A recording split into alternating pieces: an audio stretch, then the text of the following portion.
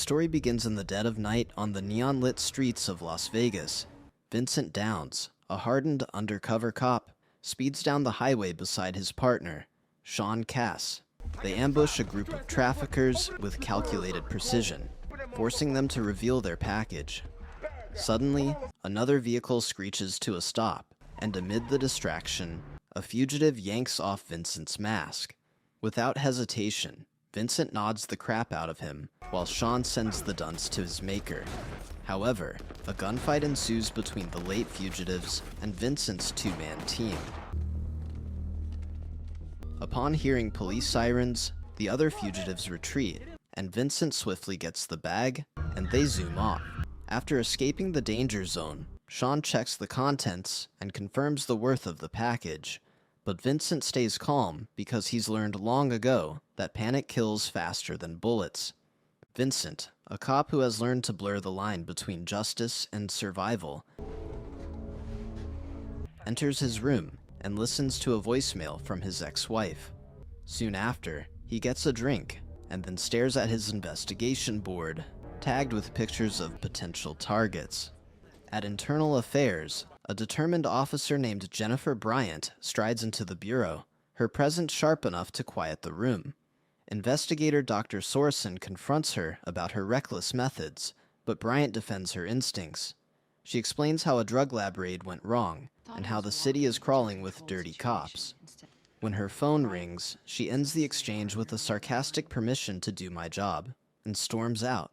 Before leaving, Bryant thanks Sorsen for the opportunity to let out some pent-up frustration.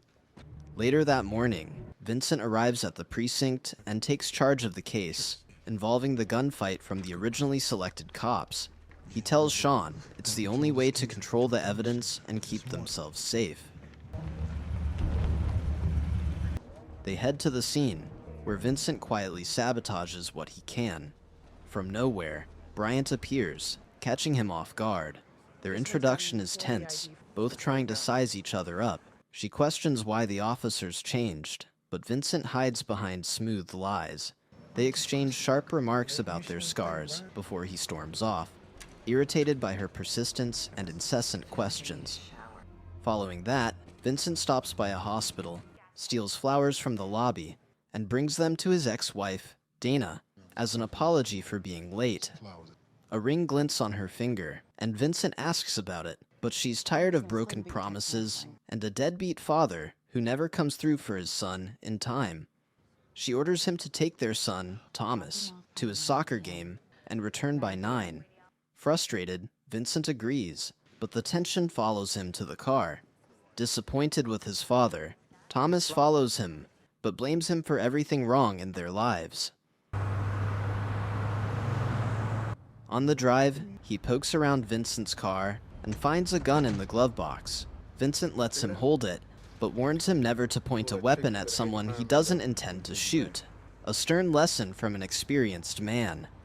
Out of nowhere, masked men ram their car, stab Vincent, and drag Thomas away.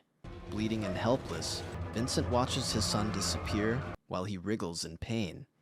Moments later, his phone rings, and the caller is Stanley Rubino, the polished owner of the Luxus Hotel and Casino, who demands the 25 kilos Vincent stole, giving him 3 hours to return it because the package belongs to a dangerous man named Rob Novak. Thereafter, Vincent's knuckles tighten around the steering wheel. Wounded and furious, he grabs his Glock and drives off like a man towing the world behind him. At the precinct, Bryant begins digging into Vincent's record without clearance, convinced he's a corrupt cop. Meanwhile, Vincent stumbles into a public restroom, disinfects his stab wound, and tapes it shut. Sean shows up, and the two argue bitterly. Vincent blames him for getting Thomas involved, but Sean promises he'll help fix it. When Sean leaves, Vincent explodes, smashing everything in sight. That night, Rob Novak, who's a volatile heir to a dangerous supply line, and a man who measured loyalty in dollars and fear, tortures a young lad who messed up his supply. Annoyed that he has to turn to Rubino for help, Rob spits on his face and orders his men to cut off the dude's toe. Hoping to find help, Thomas bangs on the door where he's imprisoned, but there's no reply. Meanwhile, Dana calls Vincent, frantic because Thomas's coach said he missed his game. Vincent lies through his teeth, promising everything's fine. Then he drives straight to the Luxus casino, unaware that Bryant was tailing him. At the Luxus, the casino that wiped reality with the swipe of a card, Vincent enters with the package and looks around the crowded hall. Rubino watches from the surveillance room, tense, waiting for the corrupt cop to deliver. But Bryant is hard on his heels. At that moment, Rubino receives a call from Rob and affirms that everything is set. While these go on, Vincent hides his gun and some of the drugs in the men's bathroom, and comes out to meet a bouncer who leads him to Rubino's office. On seeing this, Bryant, a woman who reads motives like a book and trusts her gut, which has never steered her wrong, goes to the men's bathroom and uses her police privileges to search the place. She soon discovers where Vincent kept his gun and part of the drugs he was moving with, which confirms her precise intuition. Not long after, Vincent meets Rubino and asks to see his son in exchange for the drug. Instantly, a bouncer drags Thomas into the room, and Rubino reveals it was his biggest drug transport. As he tests the authenticity of the drug, he reveals who it belongs to and asks the dunce to set things right. At that point, Vincent discloses that he still has some in his possession and intends to get them back in 10 minutes. But unfortunately for him, Bryant moves the drugs out of the casino and informs her partner to come pick her up. While she waits, she notices Rob's arrival and watches him go in with his bodyguards. A while later, Rubino also sees Rob and asks Vincent to get the rest of the package back to his office as soon as possible. However, Vincent notices Bryant, but ignores her and rushes into the men's bathroom. Just then, Vincent presses the security guy after he informs him about Bryant's raid, but chickens out as soon as the docile giant stands. Vincent asks for his help recovering the package and offers his wristwatch as pay. Coincidentally, Rubino tries to buy time for Vincent to bring the rest of the drug, but Rob begins to catch hints that something's wrong. Elsewhere, the security guy helps Vincent get into the ceiling and returns his watch since he's in a pickle. After waiting for a while, Rob becomes impatient and pressures Rubino because the situation has already escalated beyond just him helping out Bryant. On the other hand, uses her police privileges to get a locker to keep the package in her possession. Worried, Rubino enters the casino hall to call the camera room, but they lost traces of Vincent, yet his official reassures him that Vincent will be back since they still have his kid. Outside the casino, Bryant's partner, Dennison, meets her, and she briefs him about everything she discovered. Seeing how adamant she is till she gets more evidence, Dennison inquires about what she wants to do. Elsewhere, Vincent breaks out of the ceiling in the clothing section and changes his clothes. Shortly after, Dina calls to ask about her son, but the lies through his teeth make her worried. Just then, he gets a call from Bryant, calling him to a rendezvous place, but he heads to the kitchen and packs some bags of sugar into a bag. While Thomas waits for his rescue, Vincent goes to the reception and is allowed to go to Rubino's office. On getting there, he delivers the bag and informs them about the cops snooping around tension. The room increases after Vincent reveals his police badge, but Rob leaves through a secret route without confirming the package due to Vincent's stunt. After the crazy roller coaster, Rubino orders Thomas's release and tells Vincent to buzz off with his son. Meanwhile, Bryant and Dennison search for Vincent and decide to check the security footage since there's no trace of him. Contrary to what he came for, Rob tests the package and discovers it's sugar. Instantly, he orders the driver to stop and furiously tells his guards to call all his men. In the club, Vincent meets Thomas and takes him away after hugging him tightly. Unfortunately for Rubino, Rob comes over and surprisingly grabs his little Johnny, revealing that the package was sugar. Seeing that he has been conned, Rubino reveals that he still has the cop's son, and Rob leaves him to sort out the mess. As if things can't get worse, his men have already released Thomas, but he immediately orders them to get him back. Hoping to understand the situation, Thomas questions his dad, but soon notices the man on their tail. Vincent sees the cops in front and Rubino's men behind, and decides to take a safer route. In the stairway, Vincent's bleeding intensifies, and Thomas accuses him of involving himself in shady deals. But Vincent lies that it's a case he has been working on for 2 years. Not long after, Rubino's man barges into the stairway, and the hot pursuit continues. They rush into the kitchen, but the man follows and battles Vincent. During the fistfight, Thomas cheers his dad on, but gets pushed around easily. It soon escalates into a knife fight, and Thomas luckily escapes one aimed at him in the nick of time. But Vincent soon loses the fight. However, before the man can beat him to a pulp, Vincent counters and knocks him into some glass, and continues running with his son. Relentless, the man stands and continues chasing them.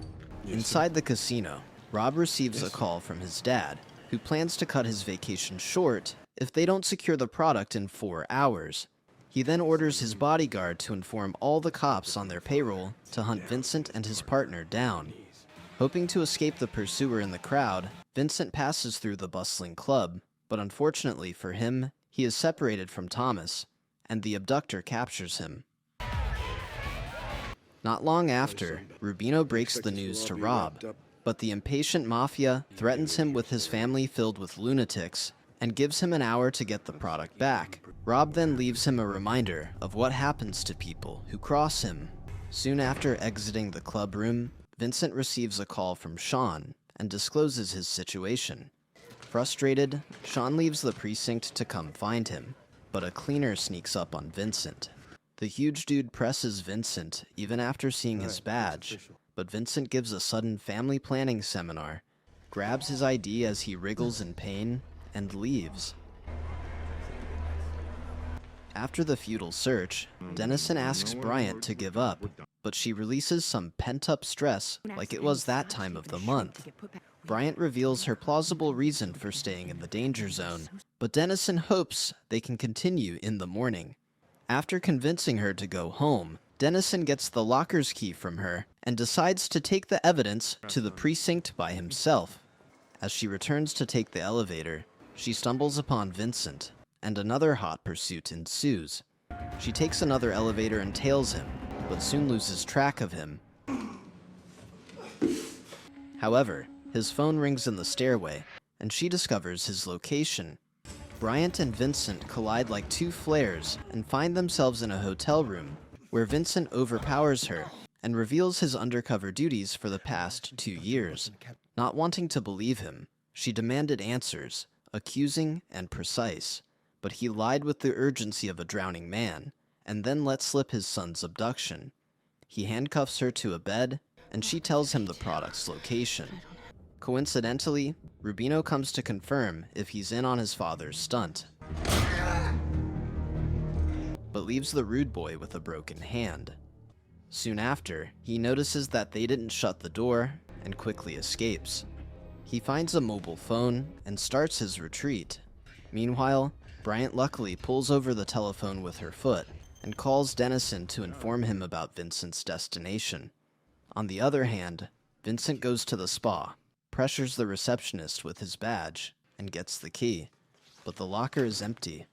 However, Dennison arrives and tries to arrest him, but Vincent retaliates. After knocking the gun away, it turns into a fist fight. They fall into the pool after exchanging blows for a while, and against the odds, Vincent slams Dennison's head on the poolside and knocks him out. After taking him out of the pool, Vincent confirms that he's alive and kicks him in the gut before leaving. Unknown to Thomas that he's moving according to Rubino's schemes, he calls his dad and informs him about his escape, but the call line cuts before any further conversation. Just then, Sean arrives and informs Vincent, so they decide to meet in the garage.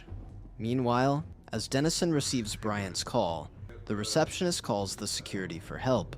Shortly after, Vincent meets Sean in the parking lot and checks through the uniform he asked for, but Sean presses him with a gun. Because he thought he was going to snitch, Vincent relieves his worries and hopes they can work together to save Thomas. Out of nowhere, a gunman appears, and before Sean could say the BS that policemen say to discourage shooters, the duo shoots each other.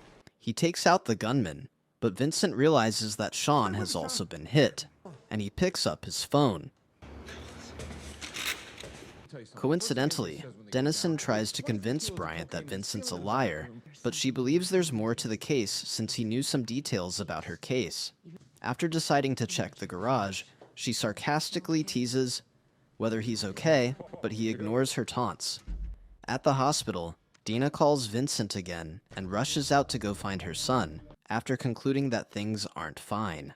Just then, Sean's phone receives a voicemail from Dennison, and after listening to it, Vincent discovers that they were working together all along.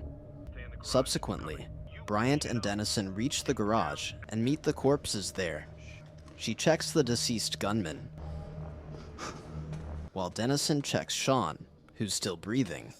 To avoid being implicated, he snuffed out his life and told Bryant to stay with the bodies before storming out. Following that, Rob meets Dennison in an elevator, and after the promiscuous couple leaves, they begin their conversation.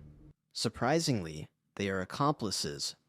Rob reveals how he pays the cops loads of money to protect his family, but he's unable to do anything to him because it'll implicate them. Furious, he finds Rubino in the club, but he still claims to have everything under control.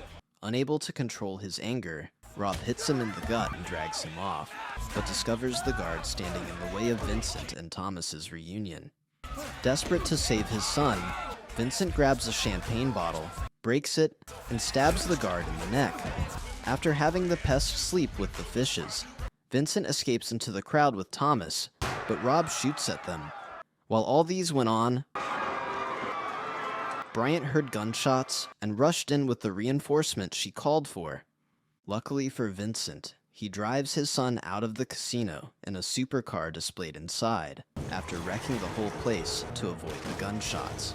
Unfortunately for Rubino, he's detained by Bryant and the other cops, while Rob and his guard rush out of the casino. Rob grabs some ammunition and informs his men to keep Vincent busy in the garage. A while later, Vincent enters the garage, but a car chase begins again. He soon comes down and tells Thomas to keep driving, no matter what happens. Afterwards, he stealthily hops onto one of the pursuers' vehicles and sabotages it. It crashes into their accomplice, and Vincent hurriedly picks up a gun close by. Following that, Vincent guns down the other pursuer, but Rob arrives at the garage fully prepared. Unable to evade, Rob shoots some smoke bombs into the car, and Thomas crashes, but he quickly gets off and hides under a truck. Hoping to hit them, Rob shoots around aimlessly, but Dana hears the gunshots as she arrives. After parking, she panics and takes out her gun. Coincidentally, Rob's accomplice sneaks up on Thomas, but Vincent sabotages his plans and brawls with him. However, he loses the test of strength, and the man knocks Vincent down. Thankfully, Thomas found a car, took out the deceased driver, and swiftly hit the man before he shot his dad. As if things can't get worse, another gunman discovers them, but Dina saves the day by gunning him down. Finally, the boss fight begins on Rob's arrival, and he stands between the family's reunion in the chaos. Out of options, Vincent surrenders, contrary to Thomas's warning, and reveals that the drugs are with Dennison. Still, Rob shoots him after reiterating the warning he gave him when they first met. But Vincent falls to the ground, picks up a gun, and ends Rob's miserable life. Instantly, Dana hurriedly checks on Vincent and has Thomas put pressure on the gun wound so he doesn't bleed out. While Bryant and Dennison take Rubino into custody, Dina rushes Vincent to the hospital, but weakly, he asks for his phone. Thereafter, Thomas hands him Sean's phone, and he contacts Bryant, but plays the voicemail Dennison sent Sean. Realizing that the culprit was always by her side, Bryant points her gun at Dennison in the moving vehicle, but he overpowers her and guns her down. The turn of events makes Rubino panic, but Dennison reveals that he works for the Novak family, but before long, he blows Rubino's brain out and threatens the cop driving to keep going. However, the cop tries to call for backup, but Dennison shoots him too, and a terrible accident occurs. In the aftermath, Dennison breaks out from the back seat and gets help from the rescue officers. He creates an alternate version of the truth, claiming that Rubino went crazy, grabbed his gun, and shot the others. Unfortunately for him, Bryant also breaks out of the car bleeding profusely and orders the officers to arrest the maniac. Soon after, she's rushed to the hospital, and on the other end, Vincent is pushed into the emergency ward, but Dina tells Thomas to stay outside. Shortly after, she comes out and hands him Vincent's watch, before rushing back in. While he waits, Thomas watches the medical officials rushing Bryant into the emergency ward. Listen to my voice, hon. We're almost there. Days later, Vincent wakes up, and Thomas quickly informs his mom, who comes over too. He has a brief reunion with his family. Shortly after, Bryant comes in to recreate their injured faces banter, but Vincent acknowledges that she's a good cop. However, the police take pictures of the crime scene, and a member of the DEA on the job picks up Rob's ringing phone and informs his dad about the turn of events, the end. Thank you for sticking to the end of my video. Please do me the biggest favor by leaving a like, comment, and subscribe, and I hope to see you in the next video.